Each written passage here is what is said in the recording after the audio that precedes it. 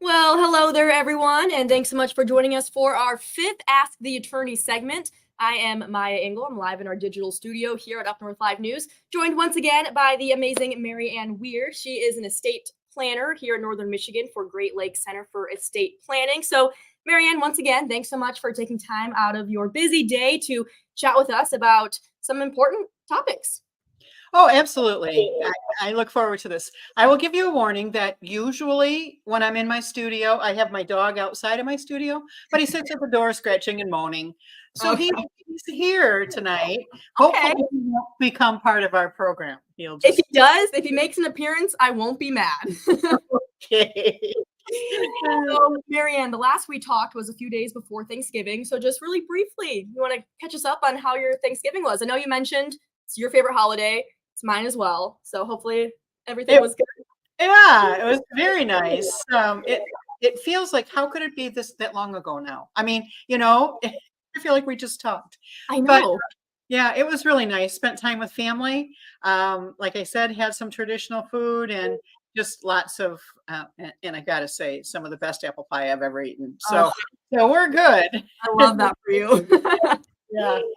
And before we get started on today's topic, I just want to remind all of our viewers that if you have any questions for Marianne at any point during our segment, you can leave a comment and we will try to get to those. And actually, we do already have a question that someone emailed us. So, Dan writes, my mother passed away back in March. I am one of the executors of her estate, and I've been receiving letters from a company claiming to be collecting on behalf of some credit accounts. Her financial accounts and inheritance have been paid out to the respective heirs.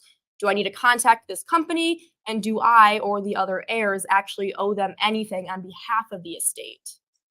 That's a really good question. And this is a good time for me to say, during these sessions, I'm really giving information and I'm not giving any legal guidance. Like I'm not giving advice. I'm not your attorney. I'm just trying to make people aware of these topics and place them top of mind. And that is a question, Dan. I'm assuming that you worked with a lawyer while probating your mother's estate.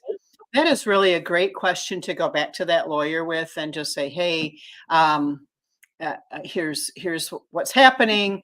What is your recommendation? Because there is a requirement for giving notice to debtors or to possible creditors.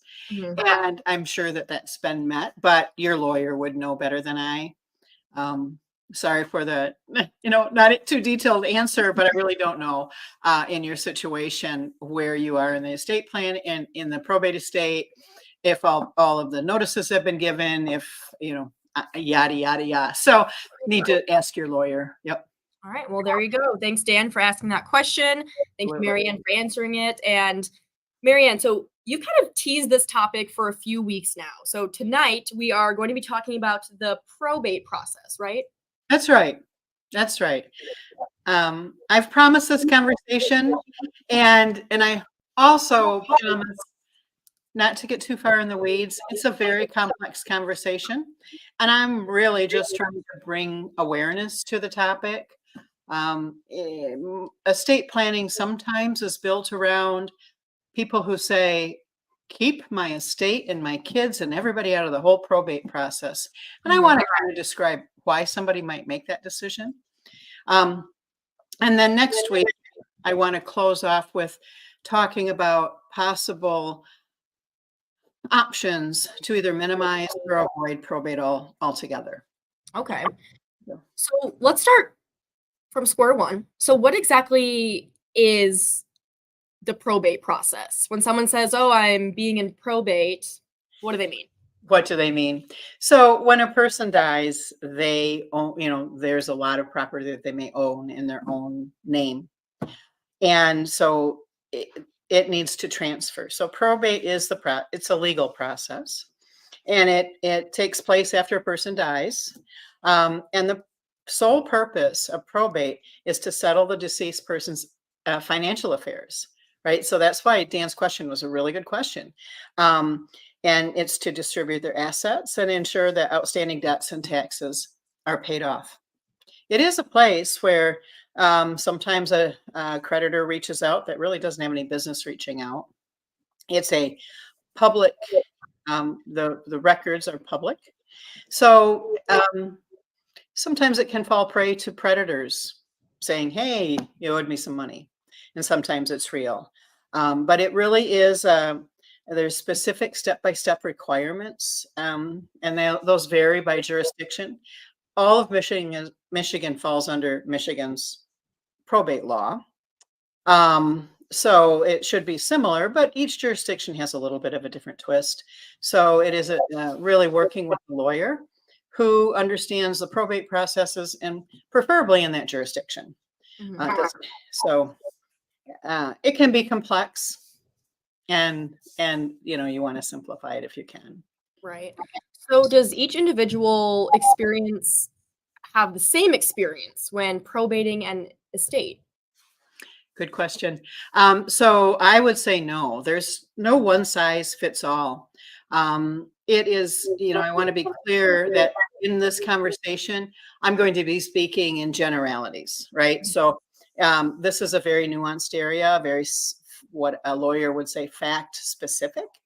And so it depends on really the complexity of an estate, someone's experience with who is having an experience with a lesser complex estate is going to have a different experience than someone with a more complicated, more properties, assets, a lot of creditors and heirs. So there are multiple ways through probate. There's informal and formal.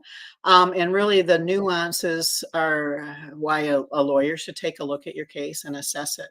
The complexities can come up, right, with various paths. The lawyer is going to be asking about likelihood of conflict among members that are going to be receiving, and then it will matter very much whether the deceased person had a will or didn't have a will. I think I stated before that having no will a person's property will go through probate, and that's when the state will apply its laws and say and tell how tell the executor how the goods, the stuff, the assets will be distributed and how the creditors will be paid off.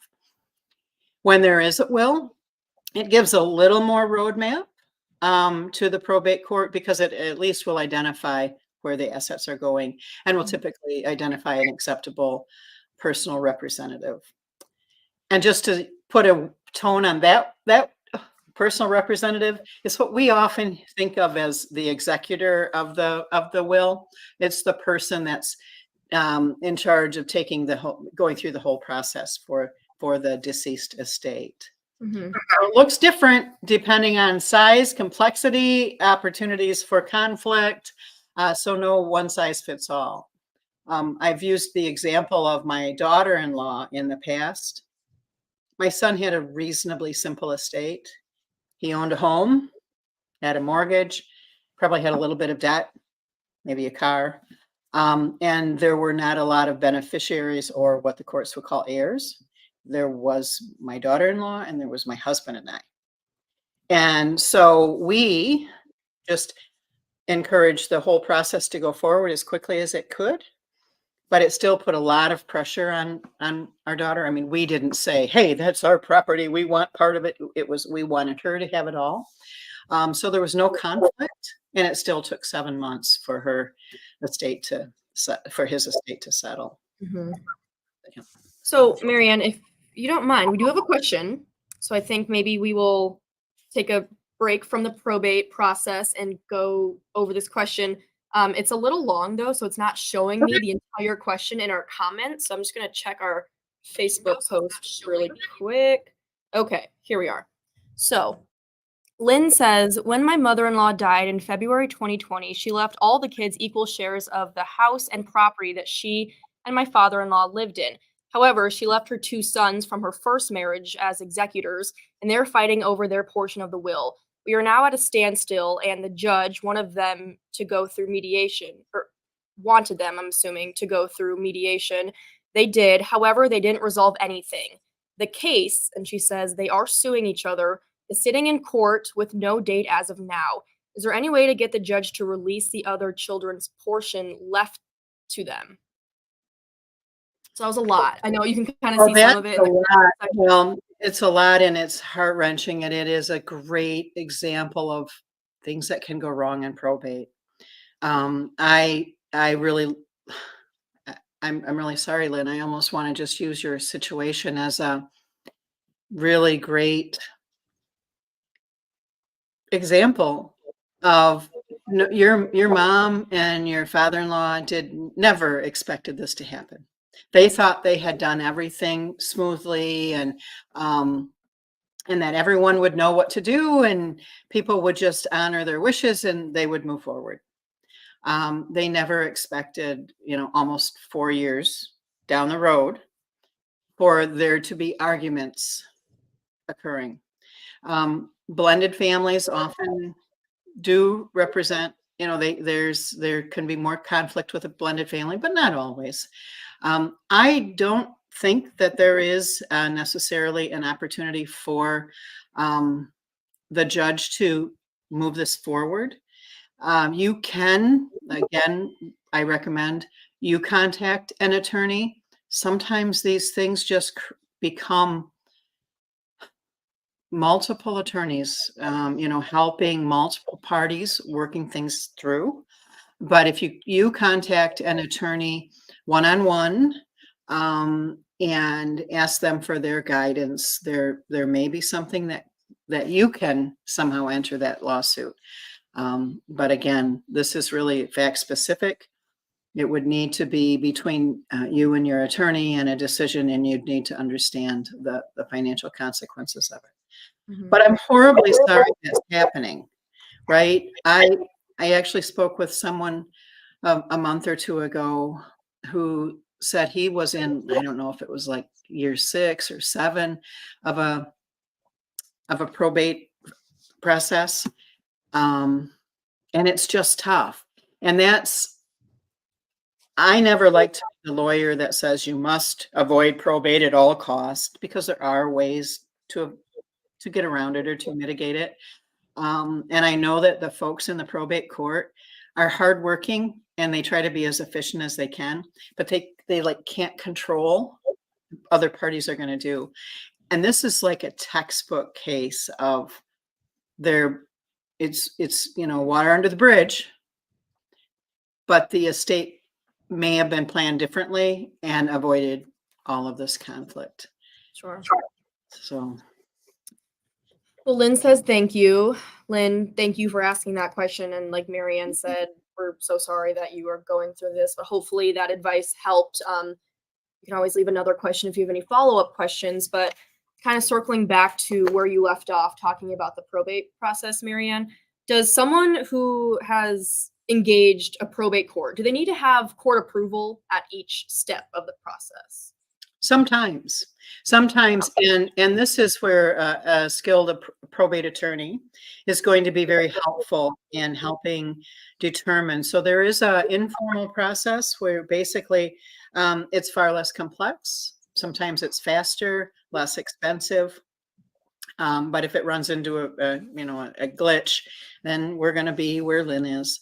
And then there's also a formal process. Then there's also a small estate process that is a really easy way through, but we're not really going to focus on that tonight.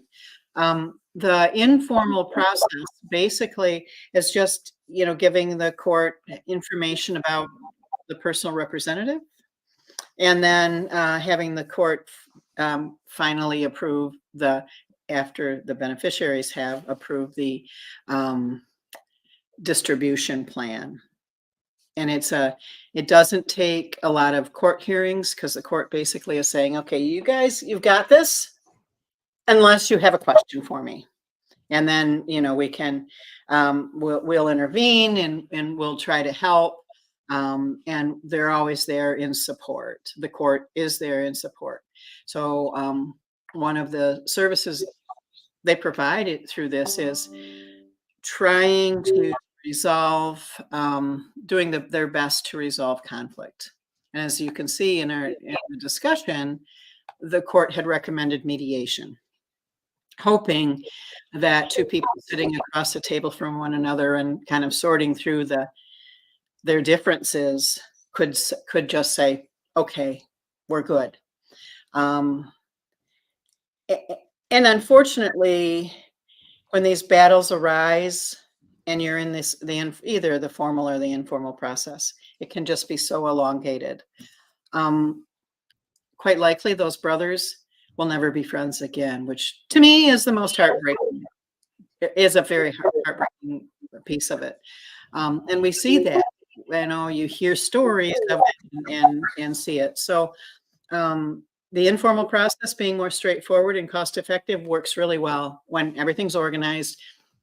People know there's not going to low likelihood of conflict. Like my daughter-in-law situation, there was a very low likelihood of conflicts that my husband and I were going to cause any issue for her. So that could go through an informal process. Mm-hmm. He didn't have many assets, and it was simple for the court to assign a personal representative and then accept the distribution plan at the end and close the claim. Mm-hmm. So the informal process sounds a lot better than the formal process. Why isn't it always used? Right. It is. It feels a lot better because it's more straightforward, a lot less court interaction, a lot. So it isn't always used, and it's not always the greatest for situations where you do expect conflict. So there's a formal process where there are more court hearings. There is more court approval. Remembering that the court is trying to be as effective and efficient as they can be, applying the laws of the state of Michigan. They are there. They're to assist. They're there to assist. So they're not like the enemy here, right? They are the helpful. So in the formal process, you might choose that where there's just a lot of complex assets. So you may have multiple properties, you may have businesses, significant investments. Those types of estates probably will require the formal process because the court's involvement can ensure that assets are properly valued and distributed according to the decedent's wishes and applicable laws. Mm-hmm. Sometimes you'll find families who are like, okay, you take that house, I'll take that house, and you take that house. And one house is worth 100,000, one 50,000, and one $1 million. And you're like, no, that doesn't really work, So there's a lot of ways in the formal process for the court to intervene and help, move forward. And as I described, if the informal process gets a little out of hand, it almost will just flip into, let's ask the court. So that is why I say that the informal process works great when it fits the fact pattern. But we jump into the formal process pretty quickly. So are there other situations that may require the formal probate process? As a lawyer, one of the facts that a probate lawyer is looking at when they're making a recommendation to their client is the possibility of disagreements among the heirs. Disagreements or beneficiaries or other interested parties, they might fight the validity of the will or the distribution of the assets, where an attorney might just recommend, let's go straight to the formal probate process. The court's oversight in that area can be very helpful. They attempt, as our great question pointed out, they attempt to resolve disputes, and just sometimes the formal is more appropriate. So the lawyer that you go to for the probate estate work will be curious about all of these things, like how does everybody in the family get along? What are the types of assets there are? And so sometimes the formal process is just required. Mm-hmm. Is the probate process predictable? Oh, I wish it was. Right. So I think, we might be thinking about how long it will take to get through. The predictability is how long will it take to get through the court. And there, if you think about it, people who are working through the probate process are in often a deep sense of grieving. They've just lost a loved one. They've never been involved with the court process at all, and it's all very foreign. It's filled with formalities and rules and, dates and deadlines. And it just really can feel very burdensome to a family that's mourning the loss of a loved one. The other thing is not every member of the family will be experiencing grief in the same way. Some folks, grief really brings a lot of anxiety out. So they're going to act and talk and speak in a completely out of character manner. Others interpret this as, them being out of character is that they're being offensive and they might fight back with their own anxieties driving them. So it's just a tough time for all of the formality and the rules. And sometimes siblings who have always gotten along will end up in fights that impact their lifetime relationships. It can become an elongated struggle. So it is not predictable. A lawyer can't tell you how, they can say, not a lot of creditors to fight you, not a lot of heirs that are going to fight you. It'll go pretty quick, but they don't know for certain what's going to happen at every twist and turn. So there's really no set answer of how long the probate process will take. No, you're right. It is a very lawyerly answer of it depends. But the shortest will likely take no fewer than 6 to 7 months. That's the quickest. My son's, like I said, I keep referring to but his estate was settled in about 7 months with no struggles, right? Mhm. And so others, we've heard one that's ongoing for 4 years, and we don't know when that one will settle. And the other people that I talked to 6 or 7 years down the path, I would think those are on the other side of the spectrum, but anything in between. So then what could happen during probate that would cause it to last longer? Well, there can be lack of consensus among heirs, right? They can be arguing over their share. They can be arguing who's been appointed the personal representative. They might not like that person. They might not think that person should be in charge of everything. There might be an argument over the distribution plan. Siblings argue, right? I mean, that's just kind of as much as we love each other, there's some button that pulls us back to 3 years old at times. There can be disputes or disagreements with creditors. So one creditor, and there will be a list of creditors, and then who has priority, and so they might be fighting the estate about their priority and getting their money back. There's just the list kind of goes on. There can be concerns raised by that the personal representative is doing this all wrong. There can be a party that says that's not the valid will. That's not the will that my mother had.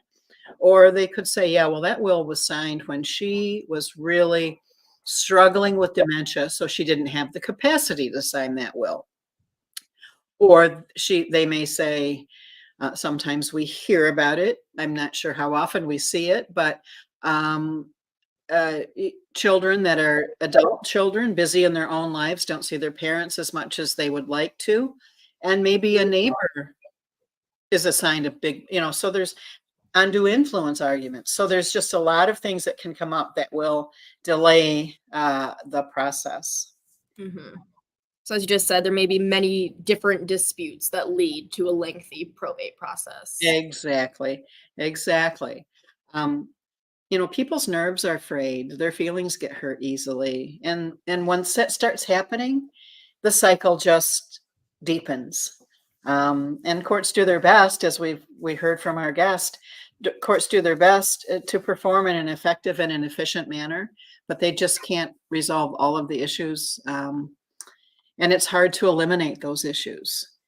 The And the lengthier, the more arguments, the more expense there is.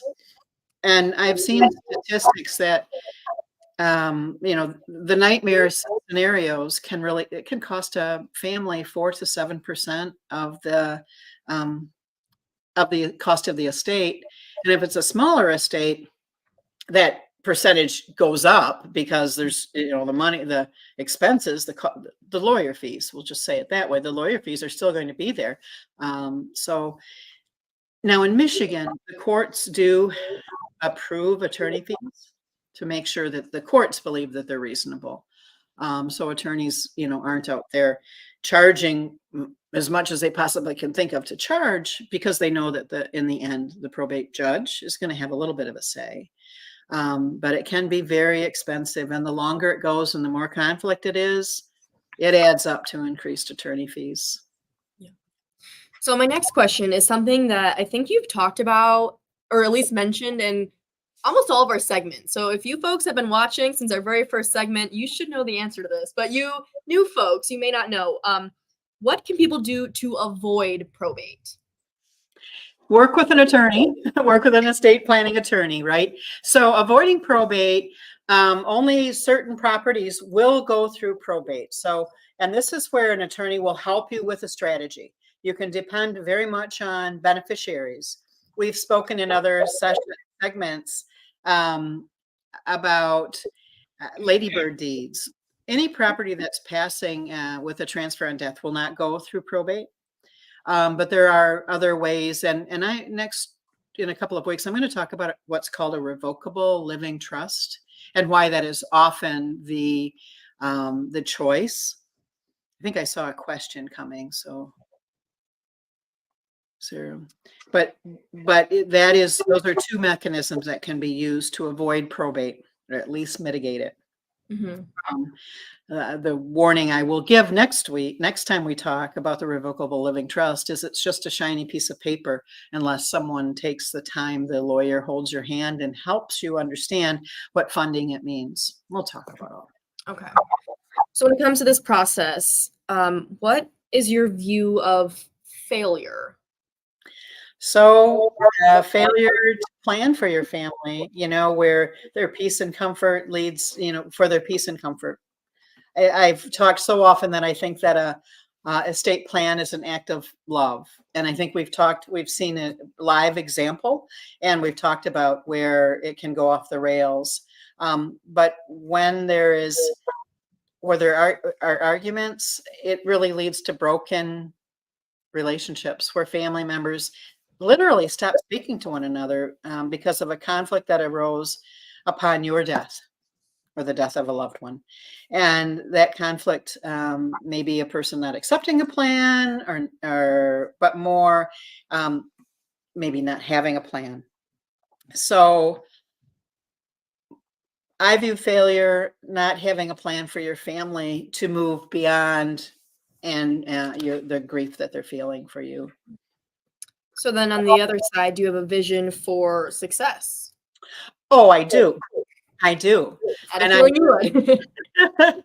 I talked about it on purpose right before Thanksgiving, because my vision for success is a happy turkey day meal, right? It's a big table filled with conversation and focus. So my vision for success is that the same people, and even more because my family should grow, will share turkeys and play games.